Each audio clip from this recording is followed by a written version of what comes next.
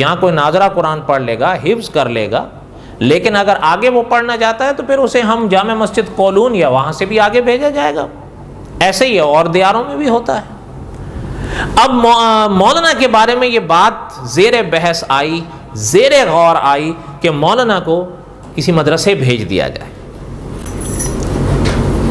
یہ وہ زمانہ تھا کہ مولانا نے لکھا ہے کہ صرف ایشیا میں نہیں، پوری دنیا میں دارالعلوم دیوبند ایک ستارے کی طرح روشن تھا، الحمدللہ آج بھی۔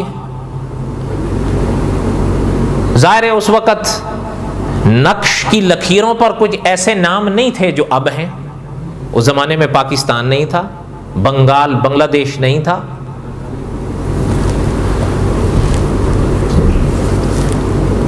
اب یہ بات چلی بھی حضرت کو کہاں بھیجا جائے۔ اچھا ذرا ایک اور بات بھی سنیں۔ مولانا نے لکھا ہے کہ میرے والد صاحب، اس میں کوئی شک نہیں کہ ان پر الحمدللہ فکر آخرت غالب تھی، لیکن دیوبند کے علماء کو وہ اچھا نہیں سمجھتے تھے۔ ان کا خیال یہ تھا کہ دیوبند کے علماء بزرگوں کو نہیں مانتے۔ ایک بات۔ دوسری بات، بہرحال وہ اب کریں گے تو لمبی ہو جائے گی، خلاصے کے طور پر یہ عام طور پر پروپیگنڈا ایسا ہوتا رہتا ہے کہ وہ بزرگوں کو نہیں مانتے، ختم نبوت کے قائل نہیں ہیں، اور آپ صلی اللہ علیہ وسلم کی توہین کرتے ہیں، کرامات کو نہیں مانتے، اس طرح کی باتیں کی جاتی ہیں۔ حضرت نے لکھا ہے میرے والد صاحب ان باتوں سے متاثر تھے، اور وہ پیری مریدی کے سلسلے کے زیادہ قریب تھے، لیکن مولانا نے خود لکھا ہے کہ یہ اللہ کی عنایت تھی، یہ اللہ کا کرم تھا کہ باوجود اختلاف کے دیوبند سے یہ بات ان کے ذہن میں بیٹھی ہوئی تھی کہ حدیث پڑھانا دیوبند کا ہی کام ہے۔ واللہ عالم، اللہ بہتر جانتے ہیں یہ بات ان کے دامن میں کیسے آئی، قدرت کی دین ہے کہ ان کا ذہن یہ تھا کہ اختلاف اپنی جگہ ہے دیوبند سے، لیکن حدیث پڑھانا انہی کا کام ہے۔ اور یہ شاید آگے چل کے اگر وقت ہوگا تو میں وضاحت کر دوں کہ شاید کروں گا کہ اس زمانے میں دیوبند میں جو حدیث پڑھاتے تھے وہ مولانا انور شاہ کاشمیری تھے رحمۃ اللہ علیہ۔ یہ وہ زمانہ تھا دیوبند میں، یعنی آج بھی اکابر کا فیصلہ یہ ہے کہ جامعۃ الازہر مصر کی بات ہے، انہوں نے یہ بات نقش کر کے لکھ دی تھی کہ امام بخاری رحمۃ اللہ علیہ کے بعد اگر کسی شخص نے، امام بخاری کے بعد رحمۃ اللہ علیہ، اگر امت میں کسی شخص نے کسی کا حافظہ دیکھا ہے جو بے مثال ہے تو پھر وہ مولانا انور شاہ کاشمیری ہے۔ تو آپ سوچیں کہ پھر جو دیوبند میں بیٹھ کر وہ حدیث پڑھا رہے تھے تو پھر شہرت کیسے نہیں ہوگی۔ اچھا اگر وہ اتنا دور نہ جا سکیں، پچھلے سال استاذ العلماء علامہ خالد محمود صاحب تو آپ کے ہاں تشریف لائے تھے نا، اس وقت دیوبند کا سب سے بڑے عالم ہیں وہ، اس میں کوئی شک ہے؟ علامہ خالد محمود صاحب شاگرد ہیں علامہ شبیر احمد عثمانی کے، اور علامہ شبیر احمد عثمانی یہ شاگرد ہیں پھر مولانا انور شاہ کاشمیری کے۔ تو آپ خود سوچ لیں جب علامہ صاحب کے علم کا یہ حال ہے تو دادا استاد کا کیا حال ہوگا۔ صحیح بات ہے یعنی۔ اور کتابوں میں لکھا ہے، وہ تو شاید میں ساتھ نہیں لایا، کہ مولانا انور شاہ کاشمیری رحمۃ اللہ علیہ کو قدرت نے باطن سے تو نوازا ہی نوازا تھا، ظاہر سے بھی اتنا نوازا تھا، جہاں بیٹھے ہوتے تھے ایسا لگتا تھا کوئی فرشتہ بیٹھا ہوا ہے۔ تو دیوبند کا نام کیوں نہ ہوتا اس کا؟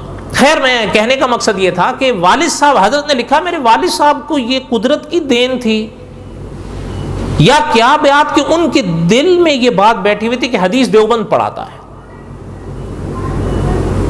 جب یہ باتیں چلنے لگیں کہ مولانا محمد منظور نعمانی رحمۃ اللہ علیہ کو حدیث پڑھانے، عالم بننے کہاں بھیجا جائے، مولانا نے فرمایا کہ میں نے ابا سے خود ہی کہا کہ دیوبند جانا ہے، تو والد صاحب نے اسی وقت اجازت دے دی، حالانکہ بظاہر مشکل تھا، ایسا ہی ہے نا، اب جب یہ بات ہوئی تو حضرت نے لکھا ہے کہ جو ہمارے اڑوس پڑوس تھے نا، ان کو پتہ چلا تو وہ آ گئے والد صاحب کے پاس کہ ہم نے سنا ہے آپ کا بیٹا دیوبند جا رہا ہے۔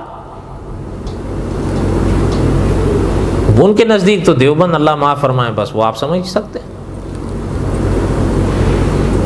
حضرت نے لکھا ہے، یہ کتاب میرے پاس ہے، حضرت نے لکھا ہے کہ میرے والد صاحب نے ان کو جواب دیا کہ دیوبند جا رہا ہے لیکن مجھے ان پر پورا اعتماد ہے، یہ میرے ہی مسلک پر رہے گا۔ بات سمجھ آئی؟ مولانا وہاں سے چلے دیوبند آئے۔ یاد ہے میں نے جمعے میں آپ سے کہا تھا کہ یہ پورا ہو نہیں پائے گا، پونا گھنٹہ تو یہیں ہو گیا۔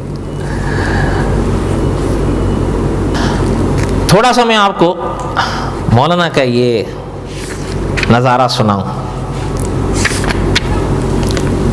یہاں تک تو میں نے زبانی سنایا نا، اب تھوڑا سا عبارتی بھی سنو۔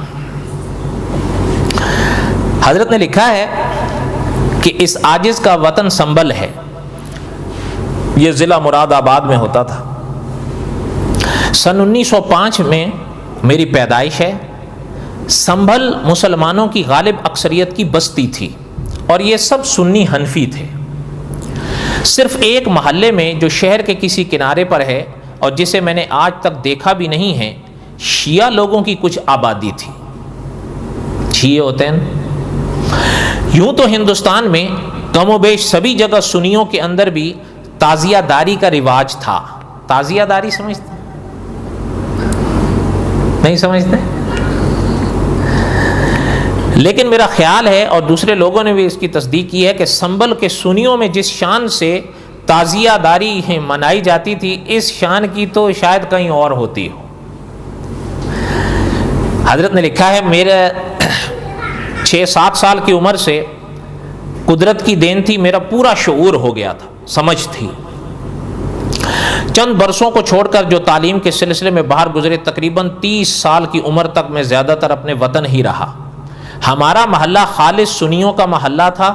اس کے اندر 20-25 گھروں میں تعزیے رکھے جاتے تھے، جن پر محرم کی پہلی سے 10ویں محرم تک برابر چڑھاوے چڑھائے جاتے تھے۔ جن گھروں میں بچے کم زندہ رہتے تھے، ان گھروں میں حضرت حسین رضی اللہ تعالی عنہ کا فقیر بنایا جاتا تھا اور ہرے کپڑے پہنائے جاتے تھے۔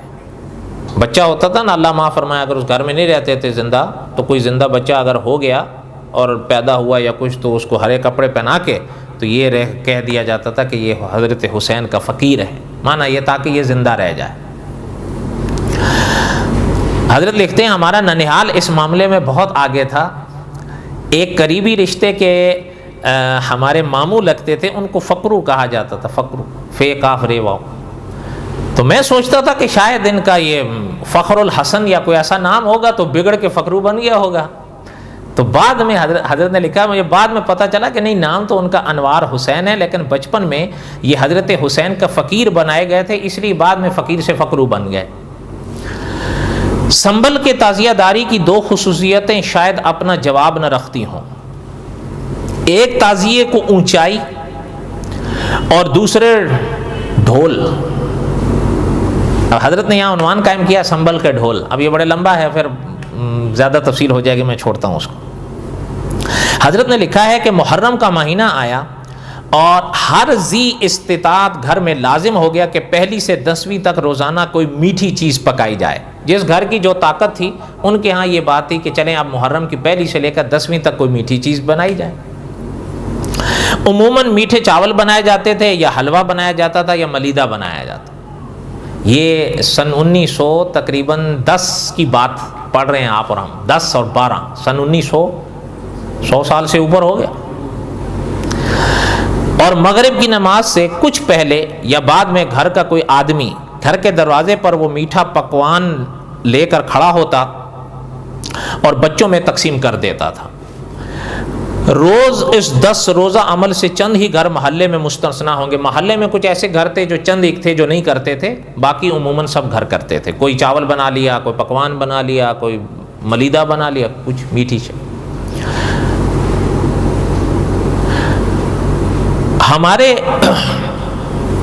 حضرت نے لکھا ہے کچھ گھر ایسے تھے جو نہیں کرتے تھے، ان میں سے ہمارا بھی ایک گھر تھا جو یہ نہیں کرتا تھا، لیکن اس کا مطلب یہ نہیں ہے کہ کچھ بھی نہیں کرتا تھا۔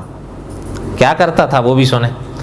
محلے کا ایک گھرانہ شیعوں کا گھرانہ تھا، اگرچہ تھے وہ بہرحال، ان کے یہاں امام باڑہ تھا جس میں ایک تعزیہ رہتا تھا۔ امام باڑہ جانتے ہیں نا، شیعوں کا امام باڑہ ہوتا ہے۔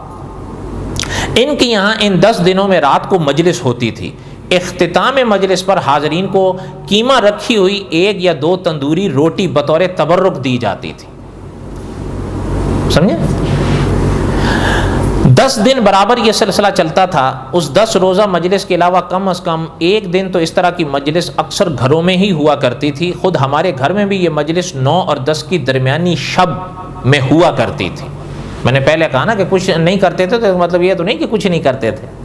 آگے سنیں، فرمایا میرے والد ماجد مرحوم تعزیہ داری کے سلسلے کی چیزوں میں تو شرکت نہیں کرتے تھے، جہاں یہ تعزیہ داری کا سلسلہ ہوتا تھا اس میں نہیں شریک ہوتے تھے، بلکہ ایک حد تک اسے صحیح بھی نہیں سمجھتے تھے، مگر 9 محرم کو شب کی مجلس میں بڑے اہتمام سے بیٹھتے تھے، جیسے کہ 11 یا 12 ربیع الاول کو مجلس میلاد بڑے اہتمام سے کرتے تھے۔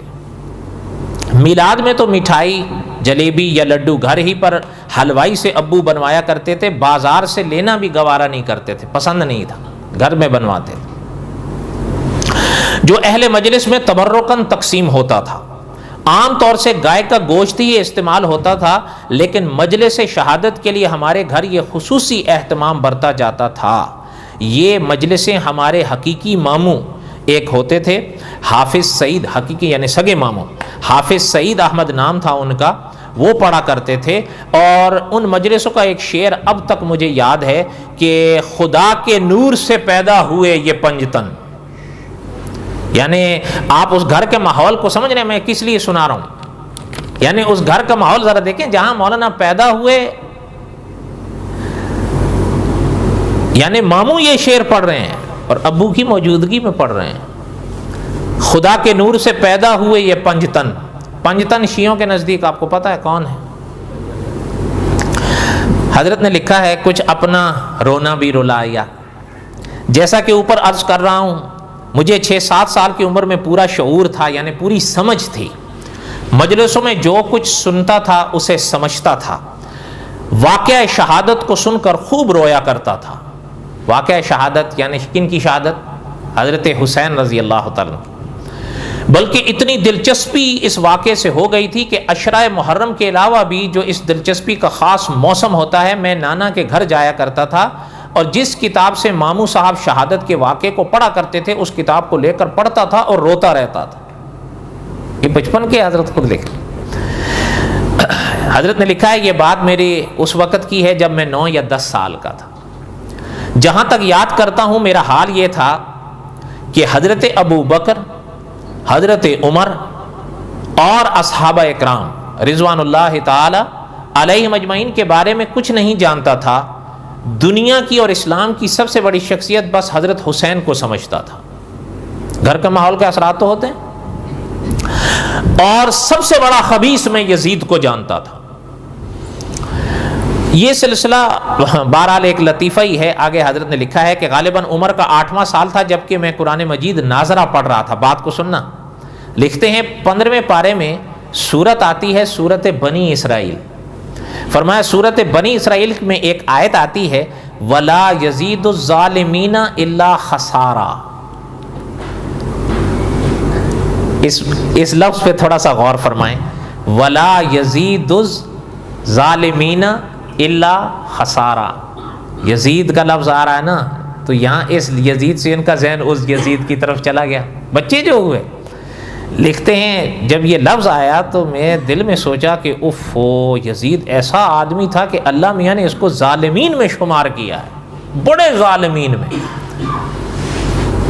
لیکن ذرا آگے بھی بات سمجھیں، دل کی تختی تو صاف تھی نا۔ خود لکھتے ہیں یہ بھی یاد ہے کہ اس پر دل میں ایک خیال پیدا ہو گیا تھا کہ حضرت حسین کی شہادت کا واقعہ تو بہت بعد کا ہے، قرآن مجید میں اس کا ذکر کیسے آ سکتا ہے؟ صحیح ہے، خیال تھا یا نہیں؟ کیوں؟ قرآن تو پورا ہو گیا حضور کے زمانے میں صلی اللہ علیہ وسلم، اور حضرت حسین کا واقعہ شہادت ہوا سن 61 ہجری میں، آقا صلی اللہ علیہ وسلم نے اس دنیا سے پردہ فرمایا سن 11 ہجری میں، حضور کے 50 سال بعد یہ واقعہ ہوا، تو قرآن میں اس کا ذکر ہو سکتا ہے؟ فرمایا یہ خیال تو دل میں پیدا ہو گیا، لیکن اب اس خیال کا جواب بھی خود ہی دل سے دیا۔ وہ کیا؟ وہ بھی سن لو۔ لکھتے ہیں میں نے اپنے دل کو یہ جواب دیا کہ اللہ میاں تو سب کچھ جانتے ہیں نا، انہیں تو خبر تھی کہ یزید نے یہ سب کرنا ہے، اس لیے پہلے ہی ذکر فرما دی۔ میں نے پہلے کہا گھر کے اثرات تو ہوتے ہیں نا۔ ہاں، آگے حضرت نے عنوان قائم کیا ہے کہ میری تبدیلی کا آغاز، بدلاؤ کہاں سے ہوا؟ حضرت نے لکھا میرے ایک قریبی رشتے کے نانا تھے، ان کا نام تھا مولانا کریم بخش صاحب سنبھلی رحمۃ اللہ علیہ، سنبھل کی طرف نسبت۔ یہ حضرت شیخ الہند رحمۃ اللہ علیہ کے شاگرد تھے۔ اور یہ حضرت شیخ الہند کون تھے؟ حضرت شیخ الہند رحمۃ اللہ علیہ یہ دارالعلوم دیوبند کے پہلے طالب علم تھے۔ جنہوں نے دارالعلوم دیوبند کی تاریخ پڑھی ہے وہ جانتے ہیں کہ دیوبند کی ابتدا ایک درخت، انار کے درخت کے نیچے ہوئے تھے۔ ایک درخت تھا انار کا، جس کے نیچے ایک استاد بیٹھا تھا، ایک شاگرد بیٹھا تھا۔ یہ مولانا محمود الحسن وہ پہلے شاگرد تھے جو دارالعلوم کے تھے۔ تو آپ ان کے علم کا خود ہی اندازہ لگا لیں۔ فرمایا مولانا کریم بخش جو ہمارے رشتے کے نانا تھے وہ حضرت شیخ الہند کے شاگرد تھے اور خاص شاگرد تھے۔ فرمایا صاحب درس بھی تھے۔ میری عمر تقریباً 14-15 سال ہوئی تو تعلیم کے سلسلے میں مجھے ان کے سپرد کر دیا گیا۔ اب یہاں سے وہ واقعہ یاد کریں جو میں نے خلاصے کے طور پر ابتدا میں پڑھا۔ انگریز صاحب آئے، والد صاحب سے بات کی، لیکن والد صاحب نے کیا کہا کہ میں ان کو انگریزی، میں ان کو کیا پڑھاؤں گا؟ بولے نا، دین پڑھاؤں گا، اس لیے کہ اللہ کی دین میرے پاس بہت کچھ ہے، میں جب تک زندہ ہوں مجھے اپنی اولاد کی دولت نہیں چاہیے، میں ان کو بیٹھ کے کھلاؤں گا، بٹھا کے، لیکن میری تمنا یہ ہے کہ ان میں کوئی ایسے ضرور ہوں کہ وہ مجھے قبر میں کام آئے، اور قبر میں تو نیک اولاد ہی کام آئے۔ یہاں سے اچھا، حضرت نے فرمایا میری عمر جب 14-15 سال ہوئی تو تعلیم کے سلسلے میں مجھے ابا جان نے ان کے حوالے کر دیا کہ پڑھیں۔ اچھا، یہ پڑھیں، اور یہاں پر بھی وہی سلسلہ آگے آ رہا ہے جس کا میں نے شروع میں خلاصہ عرض کر دیا تھا کہ پھر وہ جو پنجاب کے مولانا آئے تھے ان کے ساتھ بھی پڑھنے کا موقع ہوا، اور پھر مولانا آگے بڑھتے گئے۔ استاد تو کئی ہوتے ہیں نا۔ جب یہ سلسلہ آگے چلا تو حضرت نے لکھا ہے کہ پڑھتے پڑھتے میں اس دائرے تک پہنچا کہ اب میرے بارے میں فیصلہ ہونے لگا کہ اس کو مدرسے بھیج دیا جائے۔ تو والد صاحب سے کہاں جانے کی اجازت مانگی، اور والد صاحب نے دے دی یا نہیں؟ دے دی۔ حالانکہ یہاں تک جو تھوڑا سا میں نے خلاصہ پڑھا ہے اس کو پڑھیں تو سمجھ میں آتا ہے، اور مولانا نے خود لکھا ہے صاف اس کتاب میں کہ میرے والد صاحب دیوبند کے علماء کے حق میں نہیں تھے، لیکن ایک بات قدرتی دین تھی ان کو، یا کیا کہ ان کے دل میں یہ بات بیٹھی ہوئی تھی کہ حدیث پڑھانا دیوبند ہی جانتے ہیں۔ تو اس طرح مولانا کہاں آ گئے؟ دیوبند آئے۔ اچھا، جب دیوبند آئے حضرت نے لکھا ہے کہ میں دیوبند میں داخل ہو گیا، پڑھنے لگا، اور میں نے پہلے بتایا کہ وہاں اس زمانے میں دور تھا مولانا انور شاہ کاشمیری رحمۃ اللہ علیہ کے حدیث پڑھانے کا۔ جب وہ حدیث پڑھا رہے تھے مولانا داخل ہو گیا۔ ایک دن دیوبند میں داخل ہو گئے، پڑھ رہے ہیں، فرمایا کہ ایک دن میں بیٹھا ہوا تھا، غالباً عشاء کی نماز کا وقت آیا، وضو کے لیے ایک حوض ہوتا تھا، حوض، فرمایا میں وہاں حوض پر وضو کرنے لگا،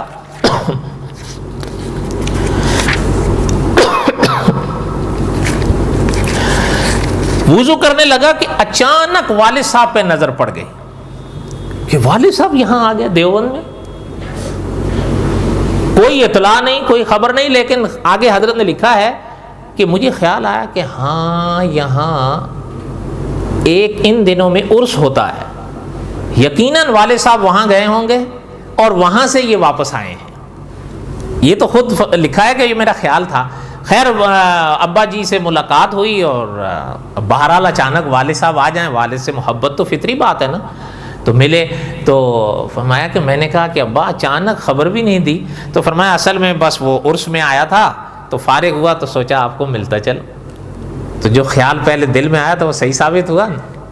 تو پتہ چلتا ہے حضرت نے اسی میں لکھا ہے کہ میرا یہ خیال اس لیے بندہ تھا کہ جس عرس سے وہ ہو کر آئے تھے اس عرس میں وہ اتنی باقاعدگی سے حاضری دیتے تھے کہ کچھ بھی ہو جائے اس کو قضا نہیں کرتے۔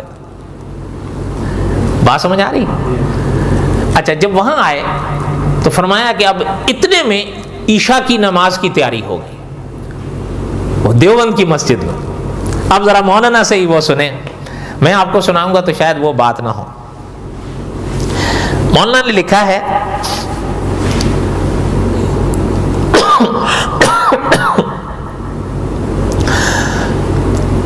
مجھے یاد ہے کہ ربیع الاول کا مہینہ تھا اور خوب یاد ہے 14ویں تاریخ تھی اور اتفاق سے جمعے کا دن تھا، عشاء کی جماعت کا وقت قریب تھا، میں بیٹھا حوض پر وضو کر رہا تھا کہ اچانک والد ماجد رحمۃ اللہ علیہ پتہ پوچھتے پوچھتے تشریف لے آئے۔ پہلے سے کوئی اطلاع نہ تھی، وہم و گمان میں بھی نہیں تھا، لیکن میرا ذہن منتقل ہوا کہ یہ ربیع الاول کا مہینہ ہے، ان تاریخوں میں عرس ہوتا ہے، یہ عرس سے ہو کر آئے ہوں گے۔ میں نے پوچھا، دریافت کرنے پر پتہ چلا تو فرمایا کہ ہاں میں عرس سے ہو کر آیا ہوں۔ اب یہاں پر حضرت نے لکھا ہے کہ عرس میں حاضری کبھی قضا نہیں ہوتی تھی ان کی۔ ابھی دیوبند وہاں سے میں آیا تھا عرس سے تو خیال ہوا کہ دیوبند قریب ہی ہے، اس لیے وہاں سے فارغ ہو کر آ گیا ہوں۔ میں نے عرض کیا کہ عشاء کی جماعت کا وقت ہے، وہ باوضو تھے، ہم لوگوں کے ساتھ فوراً ہی مسجد میں آ گئے۔ دھیان سے غور سے سنو، اس زمانے میں وہاں حوض ہوا کرتا تھا جہاں اس وقت مسجد کے فرش کا آخری حصہ ہے، اور چونکہ مسجد تنگ تھی اس لیے حوض کو لکڑی کے تختوں سے بھی پاٹ دیا جاتا تھا۔ ضرورت کے تحت حوض کے اوپر لکڑی کے پھٹے رکھ دیے جاتے تھے تاکہ ضرورت پڑے اور صف کے لیے جگہ کم ہو تو وہ تختوں پر کھڑے ہو کر نماز ادا کر لیا کریں۔ اچھا میں آپ سے تھوڑا سا پوچھتا ہوں، اگر امام صاحب یہاں ہوں اور آپ اور ہم تھوڑا پیچھے ہوں حوض پر اور تختوں پر، تو آپ اور ہم اوپر ہوں گے یا امام صاحب؟ نہیں سمجھ آئے؟ ہاں ہم اوپر ہوں گے نا، امام صاحب تو نیچے ہیں، ہم تو تختوں پر ہے، تو ظاہر ہے ہماری جو جگہ ہوگی وہ اوپر ہوگی نا۔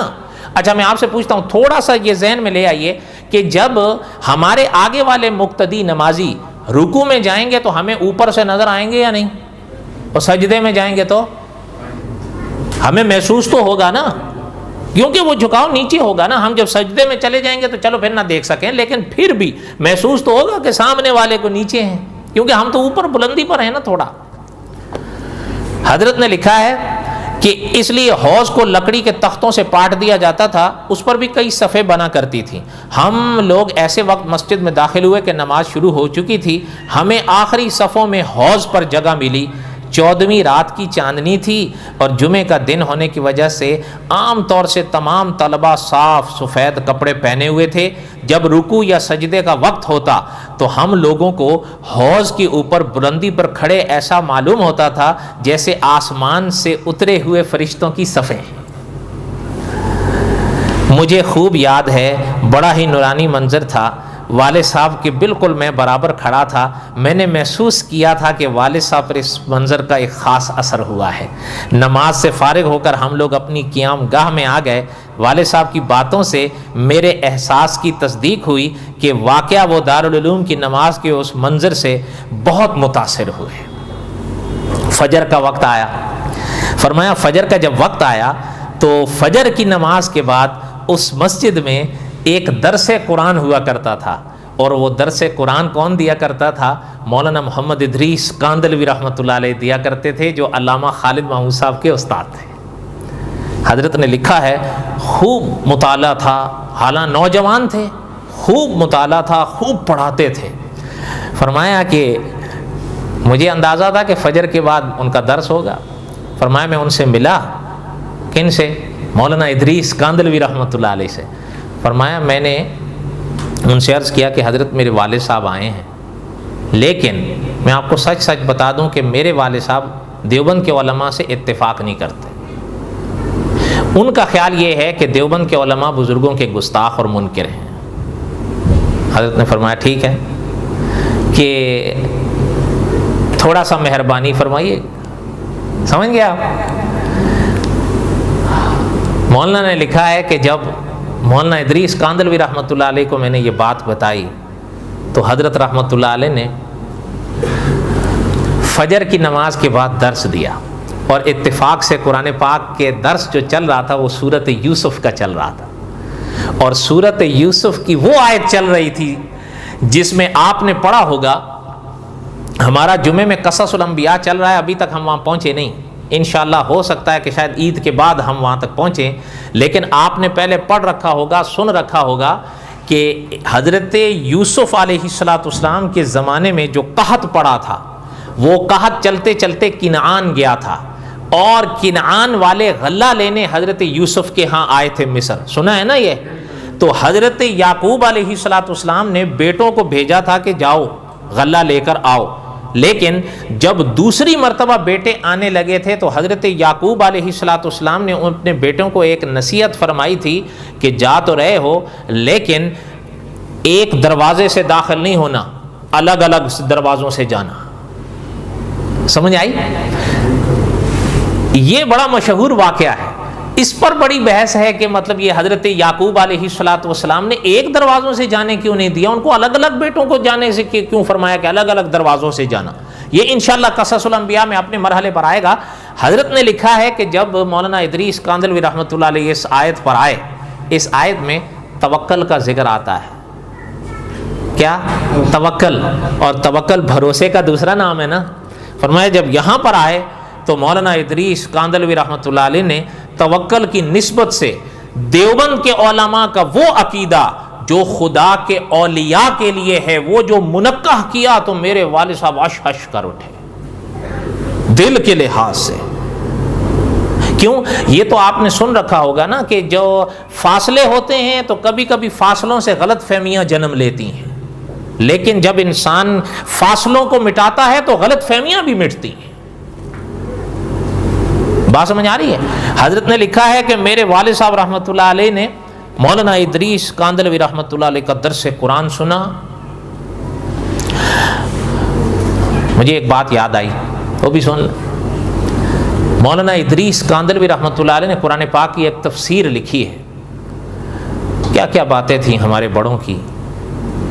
آپ کو یاد ہوگی ایک آیت قرآن پاک میں بڑی مشہور ہے، اکثر دعاؤں کے اختتام پر یہ دعا پڑھی جاتی ہے، سبحان ربک رب العزت عما یصفون، ہے نا؟ آگے کیا ہے؟ وسلام علی المرسلین والحمد للہ رب العالمین۔ اس پہ سورت بھی ختم ہو جاتی ہے، آیت بھی ختم ہو جاتی ہے۔ اچھا یہ تین آیتیں ہو گئی نا، سبحان ربک رب العزت عما وسلام علی والحمد للہ۔ اچھا مولانا ادریس کاندلوی رحمۃ اللہ علیہ نے جو قرآن پاک کی تفسیر لکھی ہے، آپ حیران ہوں گے، اس آیت پر پہنچے ہیں تو زندگی ختم ہو۔ ایسی تفسیر آج جن حضرات نے پڑھی ہے مولانا کی وہ تفسیر وہ جانتے ہیں، میں لفظوں میں آپ کو نہیں سمجھا سکتا، اردو زبان میں ہے لیکن شاہکار ہے قرآن کی تفسیر کا۔ اصل میں دور اب بدل گیا نا، ابھی ان عبارتوں سے اتنا تو اندازہ لگا لیا ہوگا کہ یہ دیوبند میں استاد رہے، اور ایک زمانے میں علماء کا یہ فرمان ہوا کرتا تھا کہ ہم عالم مانتے ہی اس کو ہیں جو دیوبند میں استاد رہا۔ اللہ کی منشا اس آیت پہ ختم۔ اچھا جب یہ ختم ہو گئی، یہ سورہ صافات کی آخری آیتیں ہیں۔ سورہ صافات کے بعد کون سی سورت شروع ہوتی ہے؟ سورت صاد۔ سورت اس زمانے میں جب مولانا کا انتقال ہوا تو شیخ الحدیث مولانا زکریا صاحب رحمۃ اللہ علیہ زندہ تھے جنہوں نے فضائل اعمال لکھی ہے۔ تو مولانا ادریس کاندلوی رحمۃ اللہ علیہ کا جب انتقال ہوا، فوت ہوئے، تو مولانا کے بیٹے ہوا کرتے تھے مولانا محمد مالک کاندلوی، تو مولانا زکریا صاحب رحمۃ اللہ علیہ ان کے پاس، مولانا کے بیٹے کے پاس آئے تھے تعزیت کے لیے، افسوس کے لیے۔ اور آپ یقین فرمائیں، آپ کتابیں اٹھا کر دیکھیں، مولانا زکریا صاحب رحمۃ اللہ علیہ رو رہے تھے، اور روتے روتے مولانا مالک کاندلوی رحمۃ اللہ علیہ سے فرمانے لگے کہ اپنے والد صاحب کے ادھورے کام کو پورا کرنا. کون سے کام کو؟ یہی جو تفسیر قرآن پاک کا ان کا ادھورا رہ گیا نا. تو مولانا ادریس کاندلوی رحمۃ اللہ علیہ کے بیٹے مولانا مالک کاندلوی رحمۃ اللہ علیہ مولانا زکریا صاحب رحمۃ اللہ علیہ سے فرمانے لگے کہ حضرت میں کہاں کر سکتا ہوں، میرے اندر اتنی جوہر اتنی جرت تو نہیں کہ میں والد صاحب جیسا قلم اٹھا سکوں. میں کیسے کروں گا ان کا جو طرز ہے. آپ کتابیں اٹھا کر دیکھیں، آج بھی میرے پاس دیکھیں آپ وہ تفسیر. شیخ الحدیث مولانا زکریا صاحب رحمۃ اللہ علیہ رو رہے تھے، ہاتھ بھی ان کے رونے کی وجہ سے کانپ رہے تھے. ایک ورق اٹھایا، اس پہ اپنے ہاتھ سے بسم اللہ الرحمن الرحیم لکھ کے مولانا مالک کاندلوی کے رحمۃ اللہ علیہ کے ہاتھ میں دی. فرمایا بسم اللہ میں نے لکھ دی ہے، من الجنتی والناس تک آپ پورا کر دو. پھر مولانا مالک کاندلوی رحمۃ اللہ علیہ نے اس کو پورا کیا. تو آخری جو پارے ہیں سورہ صافات کے بعد کے، وہ پھر مولانا مالک کاندلوی رحمۃ اللہ علیہ نے پورے کیے. اور شیخ الاسلام مولانا تقی عثمانی صاحب نے لکھا ہے کہ واقعہ بیٹے نے باپ کا رنگ برقرار رکھنے کی کوشش کی ہے. اب والد اور بیٹے کی اکٹھی قبریں ہیں، میں نے دیکھی ہیں لاہور میں. اللہ تعالیٰ ان کی مغفرت فرمائے. Like, share and subscribe to our channel and press bell icon to get notifications of our new videos.